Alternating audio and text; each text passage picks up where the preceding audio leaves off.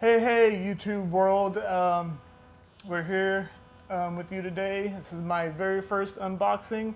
Um, I am really big into drones. Started with DJI Mavic Air way back when. Graduated to Inspire 2. Did that for a couple years. Then got into FPV. Started with 5-inch drones, little cineloops. Then I graduated to the cinelifter, which is what you see over there.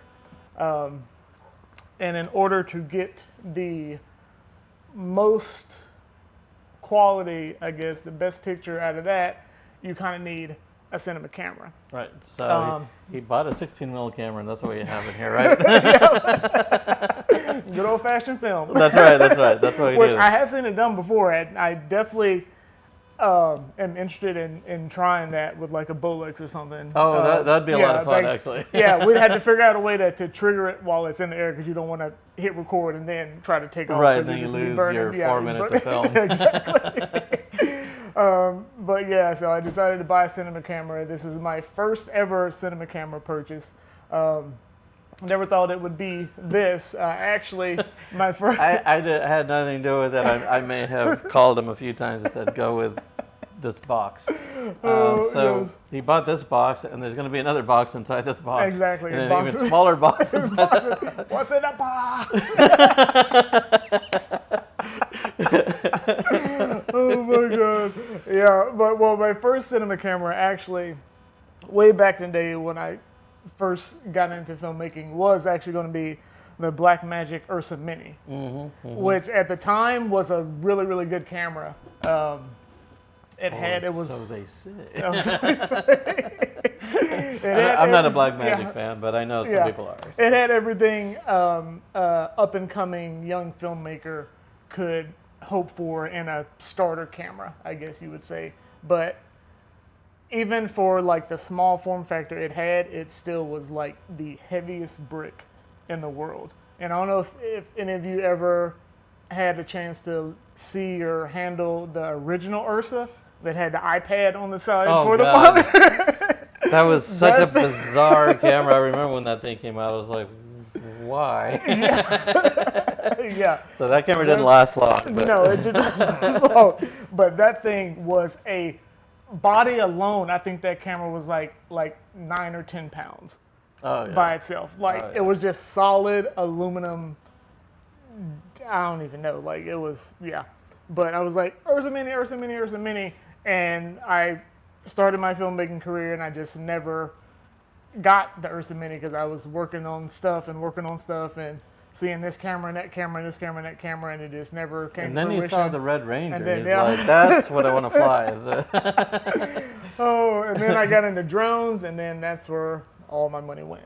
Oh, gosh. So yes, Yeah, that's the Lots of problem. That's money the has problem with been- this industry. Is like your money gets sucked in somewhere. yeah, it gets Mine- sucked into some sector, and then it never comes Right. out. It never comes never out. I mean, mine's going into all these cameras right Oh, now. yeah. Exactly. Yeah. So what we're shooting on here, just to give you a little teaser, what we're shooting on here is the Sony FX6, and our tabletop camera is the Sony FX6. If that gives you a little hint in what might be in this box right here. Right. So, What's in the box? so without further ado, we'll stop stalling. We'll go ahead and open it. And like I said, I'm opening it. I'm seeing it just like you are for the very first time. This is fresh from B&H. Shout out to B&H. They are a really good company. I've bought from them in the past, and I definitely will be buying from them now in the future. Yeah, I still remember when they had those big source books. Oh my God, yeah. We used to get those at the camera house that I used to work at all the time back in the day. So, bubble. So we start out with the you small got some extra stuff. stuff. You got some extra stuff. Yeah, here. we got some extra stuff as well. Not just the camera body, but we've got. Let me see. They packaged it so well. So well. So we've got 128 gig V90 cards. We have BPU 35. Oh my gosh, having an Battery. extra battery is Yep. so important. Yes, definitely need extra batteries. I tried to talk him into going with gold mount. I can't imagine why. CF Express Type A SD card reader. Mm-hmm. All right. By the way, as an SD card reader, those things are fantastic. Oh yeah. Sony Tough 80 gig, if it'll focus. Should. It should. Open this. Also, you got one of the V90s. Yeah, the V90s. Okay. Yeah, because I wanted to make sure it has the best amount of quality. G24 mil lens. Which is really good for drone flying. Yep.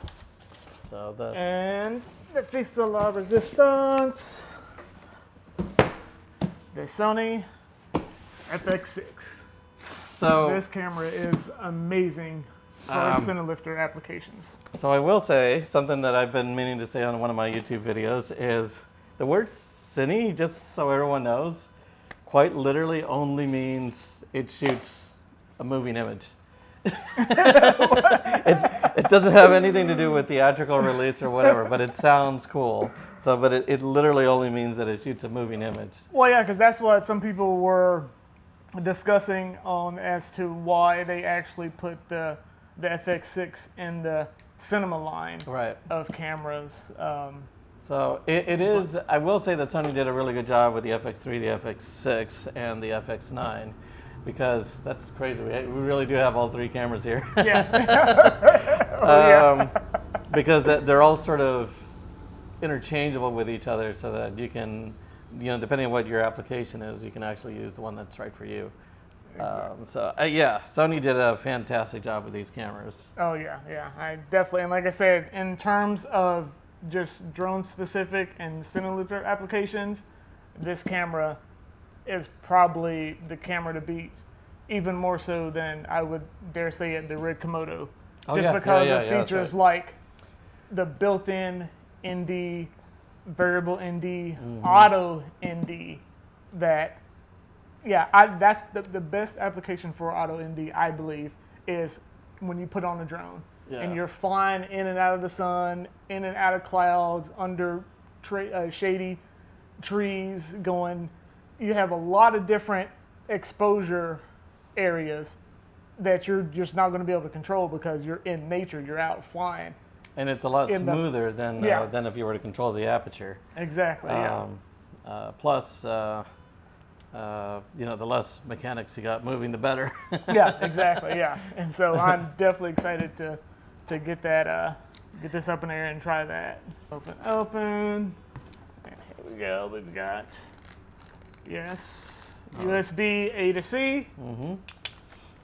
We have our first big piece, which I believe is the handle. Oh yeah. Which, again, for drone applications, not that useful, but definitely for more standard applications, which I probably will use this for as well. Definitely useful for lots of run and gun type stuff. Oh yeah, no, that's great. You even got your zoom rocker. Yeah, zoom rocker. And there is a thing that they were saying. This camera has clear image zoom. Does that work even on non-zoom lenses? That's right. Because it's a digital. It's a digital zoom. Yeah. With their AI zoom technology. Yeah. So even with non-zoom lenses, you can still get that zoom effect if you wanted to. If you wanted which to. Which is quite nice. But yeah, build quality. Oh, there's buttons here. I don't know. People don't talk about the. Oh yeah. There's a 5 lot and of 6 customizable buttons for signables. Yeah. Yeah. All right. And there is power cable. We finally have power. Oh, that's the hot shoe mount. Yeah, cold shoe. Yeah, cold shoe mount. Yeah. Let's see, what do we have here? It is the monitor. Oh yeah, so they did a good job with the EVF monitor. Well, in this case, it's just onboard LCD, I guess. Yeah, well, because they have the cover for it, but it's not. Has anyone made like a third-party loop that you can put on it? In fact, I would highly recommend that. So my FX9, of course, has the one made by Sony, which is not great. But Zacuto makes one that is absolutely fantastic. Yeah. Okay. I'll definitely have to look into that then. And they have anti-fog Oh, nice. for the, yeah. Yeah. So it's, More power. The second part of the power brick. yes, we got the Yes. power now. We can't make the movie Yes, without the power. Exactly. Another BPU-35 battery. No solar power recharging batteries yet. So this is the actual, Oh yeah, the little shade. the actual shade, which is quite nice. Yeah. That one, Yeah. I will say, is definitely better than what I got on my FX9. Okay. Nice. So there's that. What else? And the Oh, the last part, charger. yes, the last part of the power equation, charging. I don't know, charging hub. I guess, well, not a hub because it's only one battery. It's only one but, battery. Yeah. So, yep, that's Yep. the top handle.